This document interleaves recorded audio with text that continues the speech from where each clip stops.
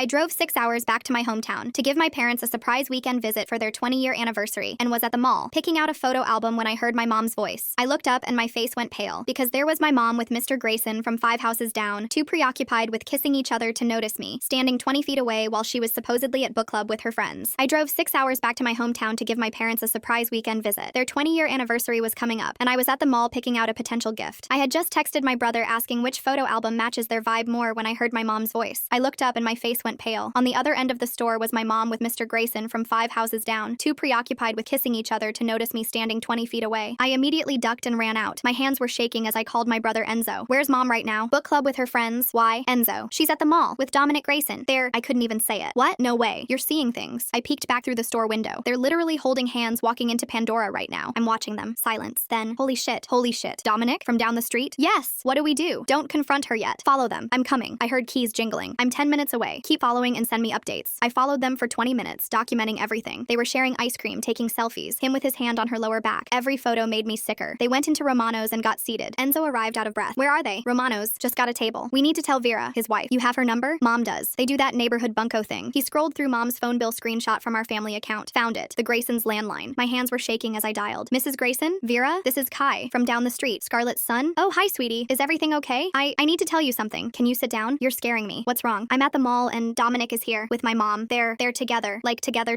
Silence. Then, what? I have photos. They're at Romano's right now. 3rd floor. I heard something drop on her end. Number no. He said he was at work. He said, her voice broke. We're so sorry. My brother Enzo is here too. We just found out ourselves. She was crying now. Send me the photos, please. I sent them. I heard her gasp, then sob. Vera, we're going to confront them. Do you want to? I'm coming. Her voice was suddenly firm through the tears. Don't do anything until I get there. 15 minutes. We need to call our dad too, I said. Enzo was already dialing. Dad, where are you? Hardware store. Why? Dad, mom's at the mall with Dominic Grayson. Dead silence. Then, what? She's not at book club. She's on a date with him. We have photos. Jesus Christ. We heard him breathing hard. Romano's? Yeah, Vera's on her way too. 10 minutes. He hung up. Mom texted the family group chat. Book club running late. Home for dinner. Love you all. Enzo responded, have fun, Mom. Vera arrived first. Her sister Sienna with her. Her eyes were swollen from crying. Where? Still in there. Window table. She looked through the glass doors and saw them. Fresh tears came. That's our anniversary spot. He takes me there for our anniversary. Dad arrived, looking destroyed. He saw Vera crying and just nodded at her. They didn't need words. I called my friends, Vera whispered. Margot and Thea. They're coming for support. Within minutes, her friends arrived. Margot immediately hugged her. Oh, honey. We need a plan, Enzo said. We can't all just storm in. Why not? Vera's voice was shaking. Why shouldn't everyone see what they've done? Dad nodded. She's right. Let's go. Walking into Romano's felt surreal. The host tried to seat us, but we walked past him. There they were. Mom feeding Dominic a bite of her pasta, both of them laughing. Dad got there first. Scarlett. Mom's fork clattered to her plate. Jasper? What are you? Book club looks different than I remembered. Dominic stood up. Jasper, listen. Sit down. That's when Vera appeared, Sienna holding her up. Dominic's face went white. Vera? Baby, this isn't our anniversary restaurant? Her voice cracked. You brought her to our place? The entire restaurant was staring. Someone whispered, oh shit. Mom tried to stand. We can explain. Explain what? Dad's voice was ice. 20 years of marriage? I stepped forward with Enzo. Mom? She saw us and started crying. Boys, please. You lied to us. Enzo said. Book club? Really? Vera was sobbing. Our kids, Dom. What about our kids? Dominic reached for her. Vera, please. Don't. She backed away. How long? How long? Mom was crying. 6 months. The whole restaurant gasped. Dad walked out without another word. We followed him. That night, Mom's texts exploded. It wasn't supposed to happen like this. Your father doesn't love me anymore. You boys ruined everything. You don't know what I found out that made me do this. I remember showing Dad that because it kinda caught me off guard. All of a sudden, his own face went pale, and he told me he needed to go for a walk. I watched him leave through the front door, his footsteps heavy on the porch. Enzo and I looked at each other, both thinking the same thing. We should follow him. By 9:30, we were trailing Dad down our dark street, keeping enough distance that he wouldn't notice us. He walked slower than usual, his shoulders shaking every few steps. When he reached the park where he'd taught us to ride bikes years ago, he sat on one of the swings. The chains creaked as he rocked back and forth, head in his hands. 15 minutes later, Mom's car screeched into our driveway. She practically fell out of the driver's seat and ran inside, calling Dad's name over and over. When she saw us on the porch, she stopped. Her makeup had run down her face in black streaks. Where is he? She asked, grabbing the porch railing to steady herself. He knows what you did, Enzo said, his voice cold as ice. Mom rushed over and grabbed his shoulders hard. What did he tell you? What did he say about what he did? Before we could answer, Vera Grayson's car flew past our house. Through their living room window 5 houses down, I could see her throwing what looked like Dominic's clothes onto their front lawn. Porch lights started clicking on as neighbors came out to watch the show. Half an hour later, Dad came back. He walked right past Mom without saying anything and went upstairs. We heard drawers sliding open and shut. Mom ran after him, and soon her crying came through their bedroom door, muffled but desperate. My phone buzzed. Sienna, our 16-year-old sister, was texting from her friend's house. Why is everyone asking about Mom and Mr. Grayson? What happened? Enzo grabbed my phone and called her immediately. When Sienna got home 30 minutes later, her friend's mom had barely stopped the car before she jumped out. She was crying hard, running past Mom who sat alone at the kitchen table. We heard Sienna's bedroom door slam and lock. The next morning, Dad was gone before any of us woke up. His note on the counter said, "Staying at a hotel. Need time to think. Take care of your siblings." Mom found it first. I watched her read it 3 times before tearing it into tiny pieces. At 9, someone rang the doorbell. I opened it to find Rachel Grayson, Dominic's 17-year-old daughter. She was shaking. "Is it true?" she asked. "My mom won't stop crying and Dad won't come home." I brought her inside and made her tea while she talked. She sat at our kitchen table holding the mug with both hands. "I noticed things for months," she said. "Dad was always working late, always had excuses for where he was. Mom knew something was wrong but kept pretending everything was fine." After Rachel left, Enzo went into Mom's room while she napped on the couch. He came back with her laptop. "I need to check something," he said. After searching through her emails, his face got darker. "These emails from Dominic go back 2 years, not 6 months. She lied about how long this has been going on." I called Dad to tell him about the emails. His voice sounded exhausted. "I know. I've known for months. I kept hoping we could fix things." That evening, Mom ordered pizza like it was any normal night. She set 5 plates at the table. Sienna came down, looked at her plate, and threw it in the trash. "Stop pretending we're a normal family," she said before walking out. The next day, Dad texted that he was coming for more clothes. Mom spent 2 hours getting ready, putting on her best dress and doing her makeup perfectly. She looked desperate when she opened the door for him. When Dad arrived at noon, Mom tried to hug him. He stepped back quickly. "Don't, Scarlett." She started crying harder than I'd ever seen. 20 years, Jasper. Doesn't that count for something? "You threw it away, not me," Dad said quietly. He looked exhausted, like he'd aged 5 years overnight. "And your claim about finding something out? We both know you're lying." Mom's face changed, getting hard and angry. "You want to talk about lies? What about Barbara Mitchell from work? That trip to Denver you said was for business?" Dad's jaw got tight. "Barbara is just a coworker. Denver was a real work trip. Stop making up stories to excuse what you did." That evening, Vera texted me, "Can you kids come for dinner? My children need to see they're not alone." We went without telling Mom, who was on her 3rd glass of wine on the couch. The Grayson house felt hollow. Tom, their 12-year-old, wouldn't touch his food. Rachel kept checking her phone every few seconds. Vera tried to act normal but kept losing track of what she was saying mid-sentence. 3 days later, the anniversary party invitations still hung on our fridge. Fancy cards we'd ordered months ago. Mom saw them and ripped them down, burning them in the kitchen sink. The smoke alarm screamed until Enzo yanked the battery out. There's something about that text from the mom that's making me really curious. "You don't know what I found out that made me do this." And then Dad's face going pale when he read it. The next morning, Dad asked us to meet him at a diner. "I'm filing for divorce," he said simply, stirring his coffee without looking up. "I wanted you to hear it from me." When we got home, Mom was on the phone with Dominic. "You promised you loved me. You said we'd be together." She saw us and hung up immediately. That afternoon, Enzo packed a bag. "I'm staying with Dad," he told Mom. She grabbed his arm, begging him to stay, but he wouldn't even look at her face. 2 days later, Sienna's school called. She'd been skipping classes. When I asked her about it, she exploded. "Everyone knows. Everyone's talking about us." The next day, I stopped for gas and saw Dominic at the next pump. He looked terrible. Unshaved, wrinkled clothes. "I'm sorry," he said. "I ruined everything." I got back in my car without answering. A week later, the divorce papers arrived by certified mail. Mom signed for them in her bathrobe at 10 in the morning. She went to her room and I heard glass breaking. The next morning, I saw a for sale sign in the Graysons' yard. When I walked by, Vera was loading boxes into her car. "I can't live here anymore," she said. 5 days later, Dad showed us his new apartment across town. The furniture was cheap, the walls were bare, and it smelled like old carpet. Sienna started crying. "This isn't home." At 3 in the morning, I found Mom sitting in the dark living room with photo albums spread across the coffee table. "We were happy," she kept saying, running her fingers over old pictures. "Look how happy we were." 2 days later, Margot came to our door. I heard her tell Mom she wasn't welcome at their weekly card game anymore. After she left, Mom realized she'd lost her friends along with everything else. The following week, Sienna decided to move in with Dad. Mom stood in the driveway crying as Sienna loaded her things into Dad's car. My sister got in without saying goodbye. That night, I followed Mom when she left the house. She drove to the motel where Dominic had moved after Vera kicked him out. She sat in the parking lot for an hour, just staring at his room. The next morning, Mom spread job applications across the kitchen table. She hadn't worked in 15 years. Most of them sat half-finished, like she couldn't focus long enough to complete them. A week later, our house went on the market. Mom couldn't afford the mortgage alone. She walked through each room, touching the walls, whispering goodbye to memories. 3 days later, while packing up Mom's closet, I found a shoebox full of cards from Dominic. She snatched them from me. "These are all I have left." The next week, Sienna called me upset. She'd seen Dad having coffee with a woman from his gym. It felt too soon for him to be meeting someone new. Mom found out about Dad's coffee date 2 days later. "He moved on already? This proves he never loved me." Her logic made no sense, but she believed it completely. A week later, the house sold faster than expected. Mom had 30 days to pack up 20 years of life. She sat in the empty living room where we'd had so many Christmases, just staring at the walls. Moving day came too fast. Mom's new apartment was tiny, right next to the highway. The walls shook when trucks passed. As we carried boxes up the stairs, she kept apologizing. "This isn't what I wanted for us." 2 weeks later, on Thanksgiving, Mom ate alone while we went to Dad's. She texted us a picture of the small turkey she'd made for one person. Enzo deleted it without opening it. The next day, Dominic showed up at Mom's apartment while I was helping her unpack. "We destroyed everything for nothing," he said, then turned and left. Mom watched him go from her window. A week later, Mom went to her first support group meeting. She came back quiet and withdrawn. "I'm the only one there because I cheated," she told me. Everyone else was cheated on. The next week, at Sienna's school play, Dad brought his new girlfriend. Mom sat alone in the back row. They didn't look at each other once. When Sienna saw them both, she forgot her lines and stood frozen on stage. 3 days later, Mom finally got a job at a department store. The pay was barely enough to cover rent. That night, I watched her cut up all her credit cards with kitchen scissors. The following week, Mom found the photo album I'd bought for their anniversary, the one from the mall where I'd caught her with Dominic. She held it, not knowing I was was there that day when everything started falling apart. 2 days later, Enzo graduated from college. He didn't invite Mom. She found out from Facebook, scrolling through pictures of him in his cap and gown, crying at each one. A week later, Mom ran into Vera at the grocery store. They both froze in the cereal aisle, holding their carts. Vera turned and walked away. Mom left her cart full of food and drove home. The next month, Dad made his relationship official on social media. Mom saw it and deleted all her accounts that same day. "I can't watch him be happy," she said. 2 weeks later, a new family moved into the Graysons' old house, a young couple with 2 small kids. Mom sat in her car watching them unpack, seeing the life she used to have. A few days later, Mom started therapy. After her first session, she barely spoke. The therapist asked why I did it. I couldn't answer. I don't know why I threw everything away. The following week, Sienna agreed to have dinner with Mom. They met at Romano's, the same restaurant where everything had exploded. Mom didn't realize until they sat down. Sienna stood up and left immediately. 3 days later was what would have been their 21st anniversary. Dad posted nothing online. Mom sent him a long text that he never answered. I saw her checking her phone every few minutes all day. A week later, Mom wrote Vera a long apology letter. She showed it to me but never sent it. I don't expect her to forgive me. I just needed to write it down. On Christmas morning, we spent the early hours with Dad and his girlfriend, then drove to Mom's apartment for dinner. Her tiny tree had half of our old ornaments. The other half were at Dad's. Nothing was complete anymore. On New Year's Eve, Mom texted all of us at midnight. "New year, new start. I love you." Enzo deleted it without reading. Sienna didn't respond. I just sent back a heart emoji. 2 weeks into January, I helped Mom hang pictures in her apartment. Just photos of us kids, none with Dad. She looked around the small room at her reduced life. "This is my life now," she said. "I did this to myself." For once, she was telling the truth. Well, folks, that's my cue to exit stage left. Appreciate you letting me crack wise while we traveled through this tale together. If you made it to the end, drop a comment. I love reading all your comments.